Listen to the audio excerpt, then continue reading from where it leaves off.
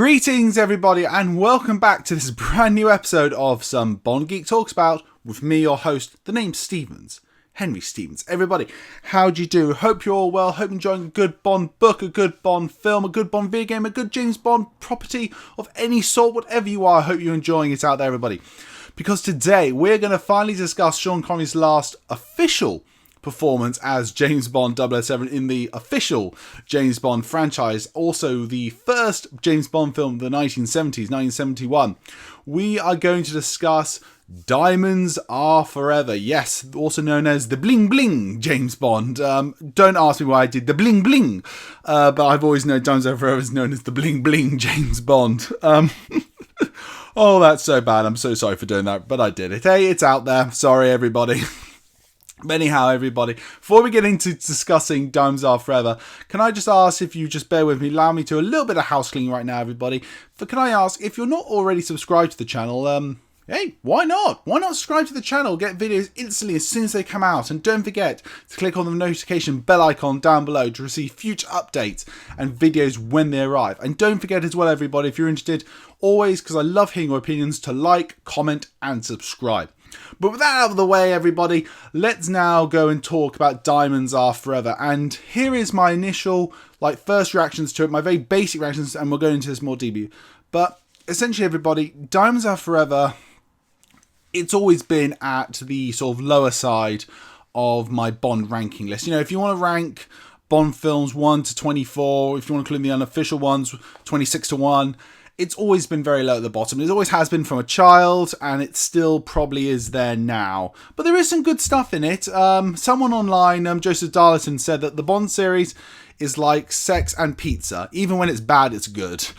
So, you know what? It has some good moments. But, you know, the problem I have with this film, and I'll go into this in more detail, is they really try to make Bond films more American in this film, and it could have been, I think, a lot more American than what it. So let's go very quickly a little bit on how Sean Connery came back into the franchise. For those who don't know, let me just explain. So obviously the previous film had George Lazenby, who was going to take over the role. He decided to leave. If you want to know more information about that, I really firmly recommend this amazing documentary called Becoming Bond. Really, really great. Says all the story. You'll love it. It's fantastic. But essentially, they were trying to find a new Bond. There was discussion about having an American finally play Bond, which, me as a Bond fan, no! But they actually had cast John Gavin. I know him from Psycho, but he's very well famously known. But I think United Artists head at the time, David Pecker, basically said, no, Bond needs to be British. And again, Tom Mankiewicz agreed. You can't have Bond and not be British. It's like casting an Englishman in a John Wayne part. It doesn't work. So he made a deal with Sean Connery to come back. Basically got script approval. And apparently Sean Connery liked Diamonds Are Forever. I'm still very surprised at that. But essentially everybody as well, they gave him this record sum of money to come back, plus a approval on 2 other films. I don't know if those films were ever fully done. I think one was The Offence. I don't know if the other one was done.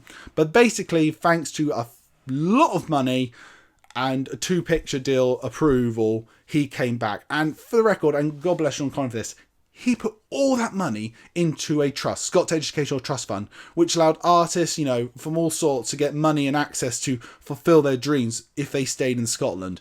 For that, sorry, even though I'm not Scottish, you put all of that money, you know, the record-breaking sum of the time, into something to help other people and help people be as creative as possible. Bravo, sir. Absolutely bravo. But the next part of the review I want to talk about, it's always, if you are new to the channel, let me explain. Part of why I created this channel is to talk about my journey growing up and experiencing James Bond throughout the years and my stories and connections with it. And Diamonds Are Forever is no exception to that. For those who are new to the channel, let me explain again. I used to watch the James Bond films a lot growing up with my grandfather, my mum's dad. He loved the James Bond films. You know, we used to, you know, come home. I used to do my homework. We used to watch a Bond film, wait for my mum to get home with my brother and sister who went horse riding. And every now and then we'd put on Diamonds Are Forever. It was more like, well, we haven't watched this one in a while. Let's just watch this again. It was never one we really wanted to both watch. Like, yes, let's watch Diamonds Are Forever again. It was never one of those.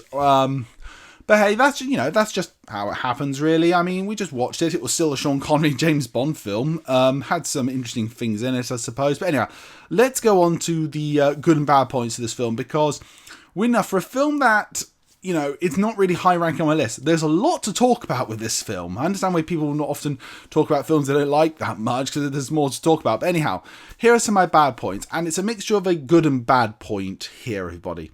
But essentially, the first half of this film, I think, is really good, with Bond finally getting revenge on Blofeld. You know, just looking into diamond smuggling, going on a mission to try and stop diamond smuggling. I really enjoy that. I love the journey he's taking on, going through the whole chain that this whole thing is going. So the first half, I think, is actually not bad. I really enjoy it. Then it gets to the second half, which I'll call about moon buggy car chase, where, for me, the film just completely loses momentum and balance, and I think the film just loses me completely. It's turned into a completely different film, which I'm not enjoying as much as I did the first half. I hear a lot of people connect this film, in the sense of what I just said, to Die Another Day. How people say the first half is really good and the second half of Die Another Day was really crap. For me, Die Another Day is very consistent all the way through. But I say the first half, I actually think is a really good sort of spy film, and something I think a bit of interest. Second half, I think, is just terrible. The other thing I don't like from this film, honestly, is Las Vegas.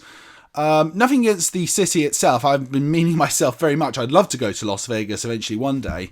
But James Bond, the whole world of Bond, even though I know the book is set in Las Vegas, and I didn't like this even with the book, there's a very sort of classy sophistication with James Bond. Elegant locations, exoticness. Las Vegas to me does not really go with James Bond. You know, when I think of James Bond, I think of Istanbul and Jamaica and, you know, private islands or interesting bustling cities. Not gambling cheese central. Again, nothing against Las Vegas. I desperately want to go to Las Vegas one day. I really do, everybody. But, you know, again, Las Vegas it never really did anything for me. And another thing I really didn't like about this film, I said there was a bit, everybody, is, and I feel upsetting to say this, it's Charles Gray. Charles Gray, I think, is a very terrific actor. I'm very sorry, Mr. Calvin Dyson. I'm a fan of your show, but here it is. And you know what? It's so annoying because I've seen Charles Gray in this film called The Devil Rides Out, where he plays this really menacing, really quite terrifying character who like hypnotizes people. He's brilliant. Pre-seeing Diamonds Are Forever, I've obviously probably might have seen, you know, this film The Devil Rides Out, and I really recommend the film The Devil Rides Out. And if you said to me Charles Gray's now going to play new Blofeld, I would have been, yes, bang on, what a great choice. And instead they turn him into, I would almost say, only a slight comedic version. I mean, there's good points to him. I always like how he's very much like, as I know, Mr. Bond, you are going to switch this tape. You know, we know each other's plans. Or like when they meet in the films, like, I do enjoy these events, Mr. Bond, but unfortunately this one has to end. You have to die now. You know, it's like, even though I enjoy it, it's sort of like, yes, Bond, we're just going through the routines of, yes, I've talked to you, it's very nice to see you again, I'm sure your wife had a lovely funeral, I caused it, but now you have to die yourself. That's another thing that actually really annoys me in this film. I really wanted a bit more closure after On Her Majesty's Secret Service. Obviously, the Bond producers decide, no, we're going to do very much a standalone episode, if you will, format of the Bond series. You know, have it sorted out in the pre-title sequence, done, move on to something else. It's the right move to do, because Bond films work best when there is just, you know, single stories in each film and then move on. You know, each one its own little thing. But I think after On Her Majesty's Secret Service, we needed a bit more. It's sort of like when Bond meets Blofeld again, there could have been a sort of reference to it a bit more. You know, you still have your own story, but have a little connection a bit more there. That's another thing annoying. But everybody, again, I'm going to say it, I'm going to call it, just they butchered Felix Leiter again. They just don't, what is with the Bond series? Do you not like the Felix Leiter character? I mean, this is just a joke version. It really is. It's even worse. It's absolutely even worse. This is definitely, without a doubt, I think, the worst Felix Leiter. It's just, I don't even want to talk about him that much. Like, please, it's, thank God I know in the next film, Felix Leiter is finally given a decent role and a decent actor to play him. But this is just not good. This is just not good. Not good at all. And even from that, when I'm talking about all of this, in comparison to other Bond films that have gone past and will come down the line, this film feels so rushed. I mean, this film really, really feels rushed. It never has time just to have a pause and think about stuff. No, it's literally let's just get on with it, get a go, get this film over with, it's done, good, that's it, bam, done. There's no real intrigue to it. This film just literally is on a mission. It's we're just going to get ourselves going, get it out, done, story done. I don't want that in my Bond films. I want a bit of time to relax and enjoy what I've just seen, think about it, contemplate it, working out stuff with Bond. But anyhow, everybody, that's my real gripes about it. But as I say, there are some good points. Number one, I'll say very much is Tiffany Case as a Bond girl. I'll talk about her a bit more later when we talk about characters. But the character of Tiffany Case, for the most part, is really good. I'm going to talk about it now. Because they start off as a really interesting character. She really does. She can hold her own. She's feisty. She's interesting. Really, really great. Sort of again, as I keep saying on this channel, this perception that Bond series only has dumb bimbos as Bond girls is completely ridiculous and stupid. And they've always had smart, sophisticated, interesting female characters. Tiffany Case is absolutely a sign of that. But then when it gets to the final at the oil rig, which is just, I'm sorry, I'm going to call it right now, the oil rig as well. That's so annoying as well. They turn her into this idiot, oh, I do this, I don't know, how do I do that? How do I do that? It's not even the same character. It's not even the same character. What are you trying to do? What are you trying to do here? I'll tell you something I do like, though, is I love the characters of Mr. Winter, Mr. Kidd. Now, I'm a straight heterosexual guy. I think it's fair to say that some people have drawn criticism to how this gay couple is portrayed in this film series. I can't deny that. I will call it a product of its time. Very much, if you want to know my opinions, it's love whoever you want and be respectful of that. Just love who you want. I really don't care. In my life, if whatever preference you are, I really don't care. But as characters, though, as henchmen, as a duo of henchmen, I really enjoy them. I think they're very interesting. I think they're certainly the highlight of the film for me. I love how they kill the guy with the scorpion, just how they are with each other. It's almost sort of creepy and eerily. I've always really liked Mr. Winter, Mr. Kidd. I just, I think they were great characters in one sense as villains. As villains, they're great. I love the way they get killed off at the end of the film.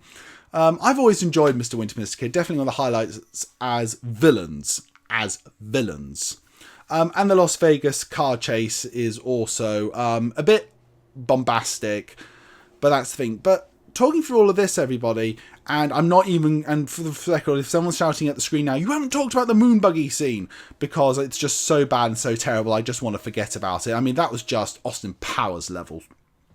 Oh, that was just so bad. But that's the thing, this whole Las Vegas-ness, the moon buggy, the over-the-top stuff, it just feels something more like I'd say I was Smokey and the Bandit or Dukes of Hazzard. That very much sort of real American action hero sort of thing.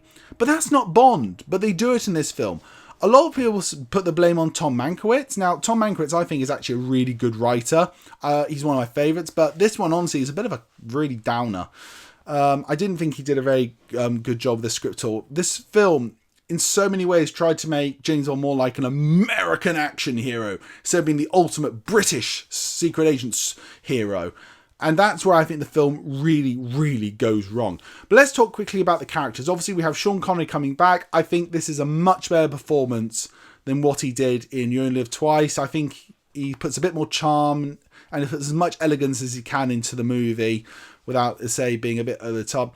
I've talked about Tiffany Case, which is great. I've talked about Jill St. John playing Tiffany Case. That's good. Lana Wood as Plenty O'Toole, nice little fun character, deserved better. Mr. Winter, Mr. Kidd, obviously I've talked about, really, really great. The MI6 regulars are really nice as well. But overall, everybody, this film, again, I've talked about it, and I'm just going to sum it up again. They try to Americanize Bond in this film, and it doesn't work. It doesn't work, and it just leaves a very, very bad taste in the mouth. From everything in this film, it's just, I think, so much a wasted opportunity in this film. It really is just a lot of a complete wasted opportunity. And that's the way I really feel about this film. It's not one I go to watch regularly. It's not one I really care about a lot. Do I watch it still? Yes, but And that's more like, okay, what Bond film have I not watched recently? Diamonds. Yeah, that's really how I feel about it, everybody. But I want to know, everybody, what are your thoughts on this film? Did you like the film? Did you not like it? What are your thoughts about it? I want to hear it. Comment down below and tell me what you think. As always, everybody, my name's Henry Stevens, and this has been Some Bond Geek Talks About. Goodbye.